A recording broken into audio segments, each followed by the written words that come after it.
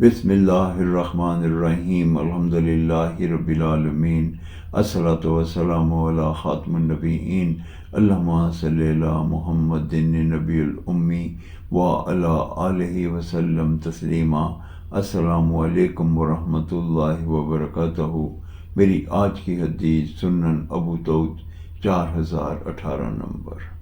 امام المرسلین خاتم النبیین رحمت للعالمین حضرت محمد صلی اللہ علیہ وآلہ وسلم نے ارشاد فرمایا، کوئی مرد کسی مرد کی سطر نہ دیکھے اور کوئی عورت کسی عورت کی سطر نہ دیکھے، کوئی مرد کسی مرد کے ساتھ ایک کپڑے میں نہ لیٹے اور کوئی عورت کسی عورت کے ساتھ ایک کپڑے میں نہ لیٹے۔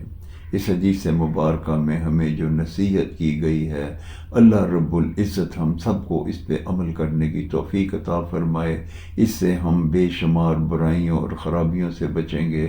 اللہ تعالی ہمیں توفیق عطا فرمائے کہ ہم اس پہ عمل کریں۔ السلام علیکم ورحمۃ اللہ وبرکاتہ۔